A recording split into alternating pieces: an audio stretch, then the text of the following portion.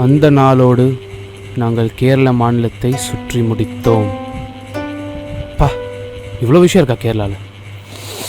சரி, அடுத்து அறிவோம் புதுச்சேரி. ஒரே பேச்சு தான் இருக்கு. சரி, படிப்போம். நாங்கள் தென்னிந்தியாவில் இருக்கும் அனைத்து மாநிலங்களையும் சுற்றி முடித்து அதில் இருக்கும் முக்கிய அம்சங்களை பதிவு செய்தோம். MS தோனி இறுதிக்கட்டத்தில் சேப்பாக்கத்தில் 6 அடித்து போட்டியை முடிப்பது போல நானும் என் பதிவை புதுவை போன்ற ஒரு ஊரை பற்றி சொல்லி நிறைவு செய்யப் போகிறேன். ஏன் இத்தனை சிறப்பு இந்த யூனியன் பிரதேசத்திற்கு? ஏனெனில் அது என் தாய்மண். புதுச்சேரி ஒன்றிய ஆட்சி பரப்பு அப்படின்னு இன்னைக்கு அழைக்கப்படுற புதுச்சேரி மாநிலமானது புதுச்சேரி, காரைக்கால், மாஹி, ஏனாம் அப்படின்னு 4 பகுதிகளை கொண்டிருக்குங்க. தமிழகத்தோட கிழக்கு கடற்கரையோரத்தில் தென்பெண்ணை ஆற்றுக்கு வடக்கே 293 சதுர கிலோமீட்டர் பரப்பளவில் புதுச்சேரி அமைஞ்சிருக்கு. இதோட எல்லைக்குள்ள 213 கிராமங்கள் அமைஞ்சிருக்குங்க. புதுச்சேரியினுடைய தொன்மையான வரலாறு 2ஆம் நூற்றாண்டிலே தொடங்குது. 1937ஆம் ஆண்டில் புதுச்சேரியில் இருக்கிற அரிக்கமேடு என்ற பகுதியில் ரோமானிய மண் பொருட்கள் கண்டுபிடிச்சிருக்காங்க. 1944ஆம் ஆண்டிலிருந்து 1949ஆம் ஆண்டு வரைக்கும் இந்த இடத்துல தொல்லியல் ஆய்வுகள் நடத்தியிருக்காங்க. கிபி 1ஆம் நூற்றாண்டின் பிற்பகுதியில் இந்த இடத்துல ரோமானிய பொருட்கள் இறக்குமதி செஞ்சு வாணிபம் பண்ணியிருக்காங்க. இன்னொரு சுவாரஸ்யமான விஷயம் என்னன்னா, பிஜப்பூர் சுல்தான் ஆட்சியில் வெளியிடப்பட்ட அரசாணைப்படி பிரெஞ்சு நாட்டுக்காரங்களால் 1793 துவங்கப்பட்ட பிரெஞ்சு கிழக்கிந்திய கம்பெனி மூலம் புதுச்சேரி நகரத்தின் அடித்தளம் அமைக்கப்பட்டிருக்கு. 1673 பிப்ரவரி 4ஆம் தேதி பிரெஞ்சு கம்பெனி பிரான்சுவா மர்த்தேன் அப்படிங்கிறவரை முதல் ஆளுநராக நியமிச்சிருக்காங்க. அவர் என்ன பண்ணாருன்னா, சிறு மீனவ கிராமமாக இருந்த புதுச்சேரியை பெரிய துறைமுக நகரமாக மாற்றுறதுக்கான திட்டத்தை உருவாக்கியிருக்காரு. 1674 அமைக்கப்பட்ட வர்த்தக மையம் இந்திய நாட்டோட தலைமை பிரெஞ்சு பகுதியாகவே போக போக அமைஞ்சிடுச்சு. அந்த காலகட்டத்தில் இந்தியாவுடனான வர்த்தக பங்களிப்பு தொடர்பாக ஐரோப்பா நாடுகள் இடையே போர் ஏற்பட்டுச்சு. அதனால் 1693ஆம் ஆண்டு புதுச்சேரியை பிரெஞ்சு டச்சு நாட்டுக்காரங்க கைப்பற்றிட்டாங்க.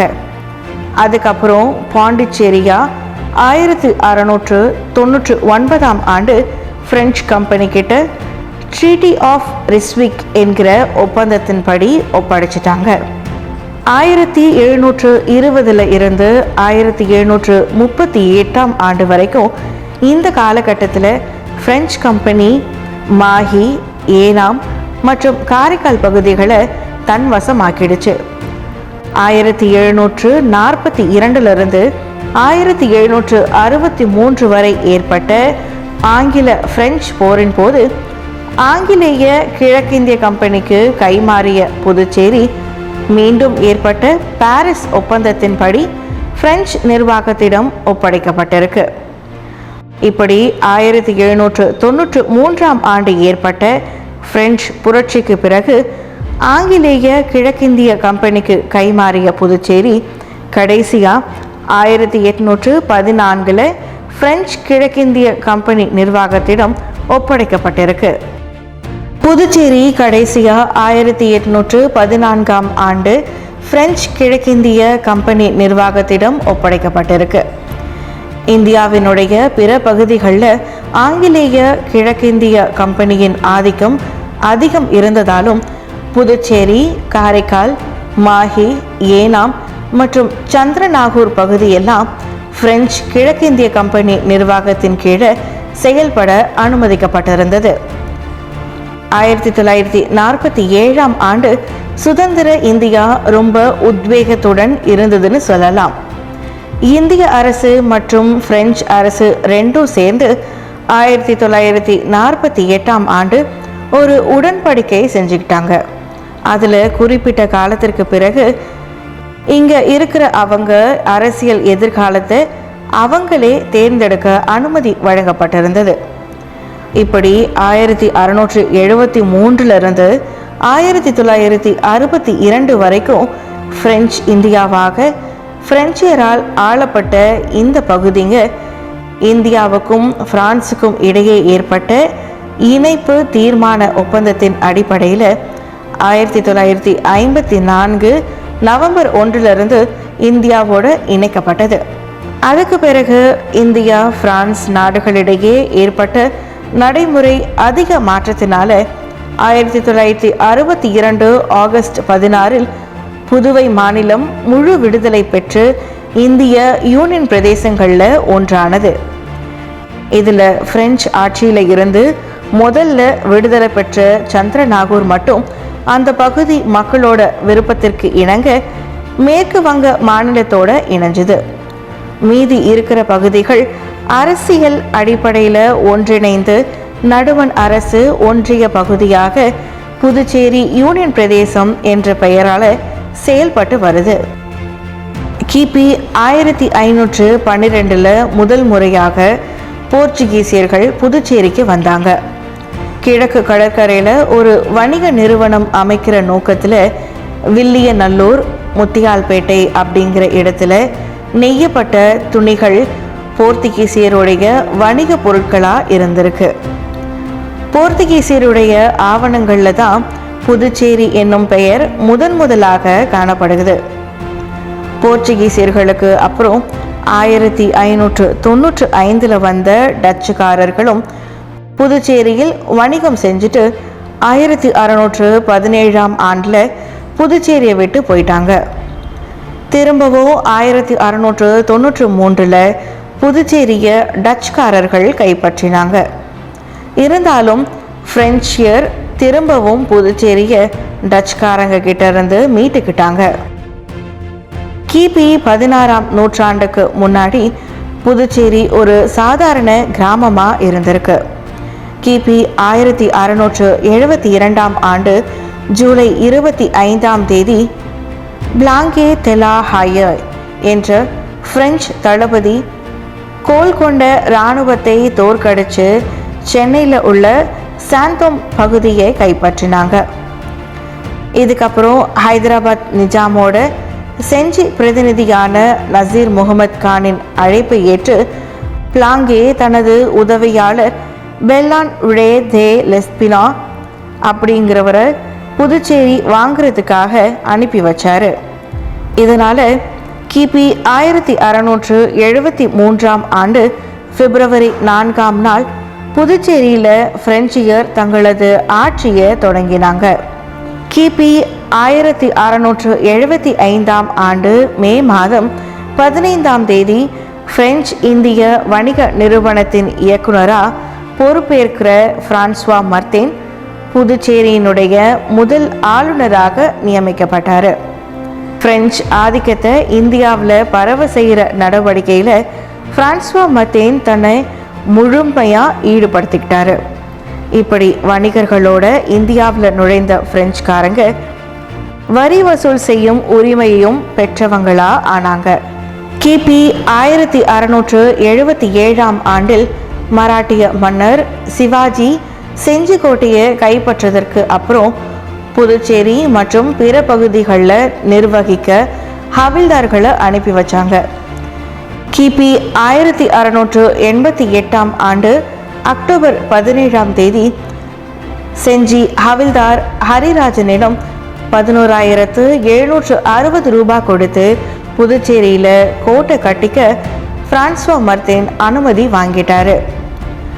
1840 பிரெஞ்சு அரசு பிரெஞ்சு இந்திய பகுதிகளை ஆட்சி செய்ய ஒரு சட்டம் இயற்றுச்சு. அது பிரகாரம் எல்லா உரிமைகளும் அதிகாரங்களும் ஆளுநருக்கு வழங்கப்பட்டது. புதுச்சேரியில் ஆளுநர் இருப்பாரு. அவரோட ஆட்சிக்கு அடங்கிய நிர்வாகியாக காரைக்கால், மாஹி, ஏனாம், சந்திரநாகூர் ஆகிய பகுதிகளில் ஒவ்வொருத்தவங்க இருந்து நிர்வாகம் பார்த்திருந்தாங்க. பிரெஞ்சு அரசு புதுவையிலும் குடியாட்சி முறையை படிப்படியாக கொண்டு வர முயற்சி செஞ்சது. பிறப்பு அடிப்படையிலான சட்டப்படி 25 வயது ஆகியிருந்தா சொந்தமாய் 500 ரூபாய் குறையாமல் சொத்து மதிப்பு உடையவராகவும் பிரெஞ்சு இந்திய பகுதியில் தொடர்ந்து ஓராண்டு வசிப்பவராகவோ அல்லது 5 ரூபாய் வாடகையில் 2 ஆண்டுகள் குடியிருப்பவராகவோ இருந்தால் பிரெஞ்சு குடியுரிமை பெறும் தகுதி இருந்தது. அது மாதிரி பிரெஞ்சு இந்திய பகுதிகளில் நடைபெற்ற தேர்தல்கள் ஒருபோதும் நியாயமாகவும் நேர்மையாகவும் நடைபெறவே இல்லைன்னு சொல்லப்படுது. ஆளும் பிரெஞ்சு இந்திய அரசுக்கு ஆதரவாக செயல்படுற பெரும் வணிகர்கள் அல்லது வழக்கறிஞர்களே தேர்தலில் நின்று ஆளும் பிரெஞ்சு இந்திய அரசு ஆதரவுடன் வெற்றி பெற்றதாக சொல்லிக்கிட்டு பதவியில் இருந்திருக்காங்க. இப்படி இருந்த நிலையில புதுச்சேரியை அதிகாரப்பூர்வமாக இந்தியாவுடன் இணைப்பதற்கு அதிகார மாற்ற ஒப்பந்தம் 1956 மே மாதம் 28 கையெழுத்தாயிருக்கு. ஆனால் இந்த ஒப்பந்தம் நடைமுறைக்கு வர்றதுக்கு 6 ஆண்டுகள் ஆகியிருக்கு. இந்த அரசாங்கத்தோட வெளியுறவுத்துறை 1949 ஆண்டு அக்டோபர் 29 நாள் வெளியிட்ட அறிவிப்புல பிரெஞ்சு இந்திய பகுதிகள் இந்தியாவோட இணைக்கும் பட்சத்தில் அவை ஒரு தன்னாட்சி அந்தஸ்து பெற்ற பிரிவாகவே கருதப்பட்டு நடுவண் அரசு நேரடி தொடர்புல இருக்குன்னு அறிவிச்சிடுச்சு.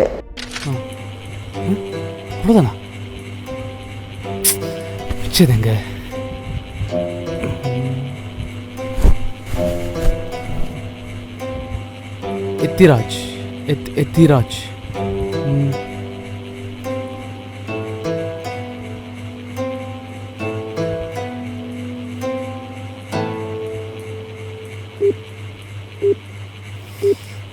The number you are trying to call is currently not.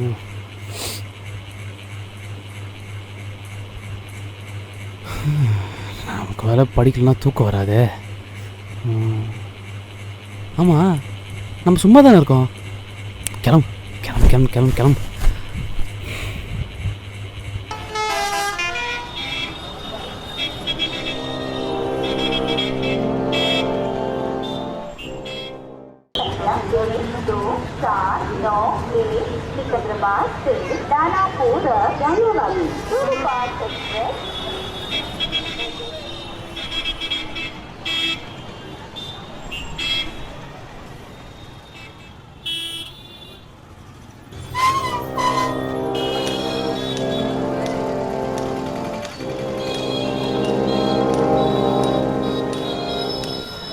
என்னை பற்றி நான் இன்னும் சொல்லலை.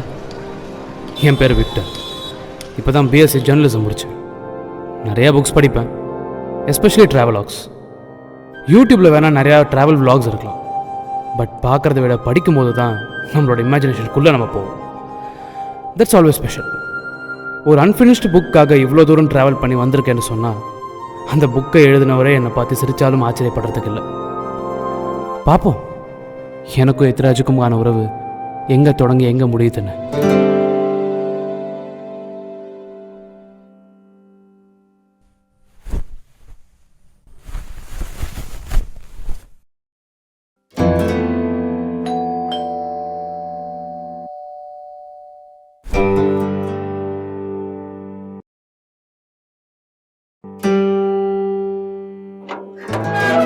யாரு? எத்திராஜ் சார். நீங்கள்? சார், நான் அவரோட புத்தகத்தெல்லாம் வாசிப்பேன். நான் சென்னையிலேருந்து வரேன். அவர் கொஞ்சம் பார்க்கணும், பேசணும். கதவு மூட்டு உள்ள வாங்க. ம்